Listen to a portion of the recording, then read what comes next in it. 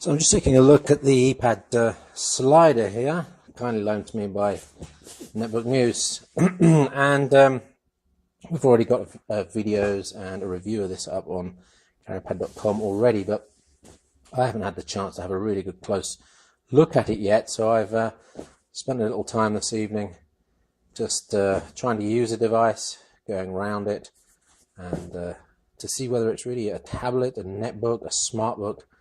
What is it?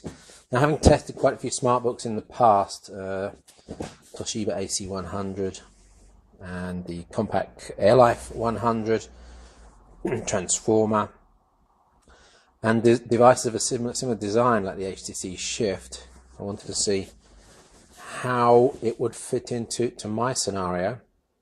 My scenario being, I tend to use a 7-inch tablet a lot for mobility, putting it in portrait mode and using it for thumb typing. Now, would this be better with the keyboard? Well, there's no doubt keyboard input would be easier. Sitting down, typing away on this, no problem at all. In fact, it's actually a very good keyboard, 5-row keyboard, so pretty much everything you need is there. You don't need function keys on Android, so that's pretty good. The problem is it's not a mobile device at all. It's a portable device. It's a device you can take on the sofa, have in the living room, but it's pretty hefty. This is, I don't know the exact specs, but that's close to a kilo, I'm thinking. Very heavy for a tablet, fairly light for a netbook, but they're not as flexible as a netbook in terms of operating system connectivity and even processing power as well.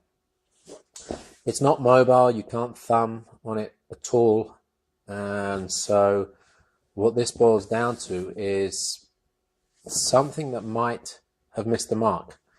I was quite excited about it when I first saw it. I thought that could come in at a very nice lightweight. Maybe it is 800 grams, but that's still too heavy for a tablet.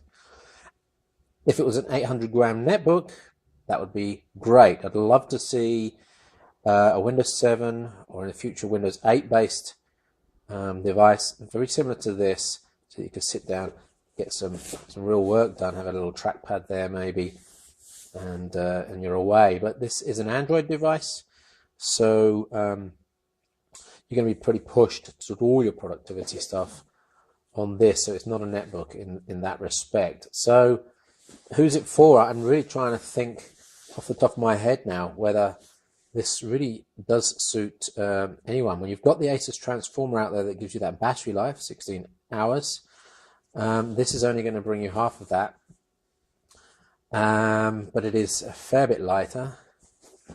Connectivity wise, there is a docking station or a docking port or a docking connector there. Micro HDMI.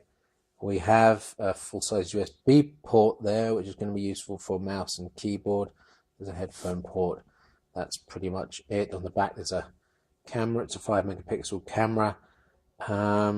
Not sure whether you use this for any sort of photography, but for Skype maybe it's useful. There's a front-facing camera as well. The screen is very nice, but it's really too heavy to use as an ebook reader in that respect.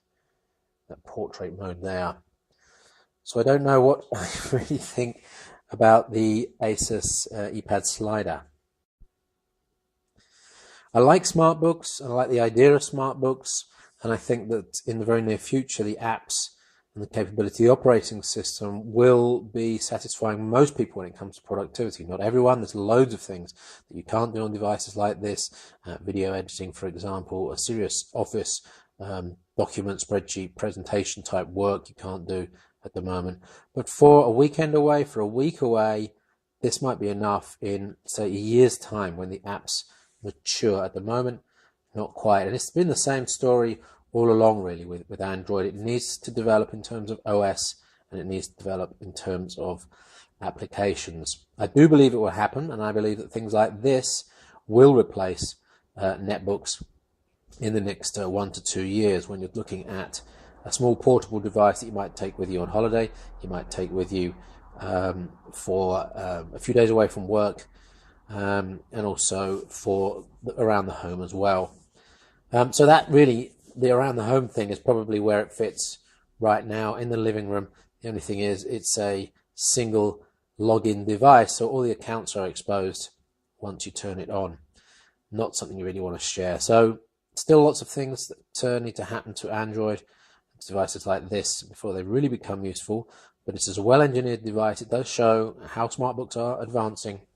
The industrial design is excellent, and I think we'll probably see more of this type of device going through late 2011, certainly 2012, as other manufacturers catch on to this idea of smartbooks being thin, light, and fairly stylish home devices. This is Chippy with CarryPad.com with the Asus Eee slider.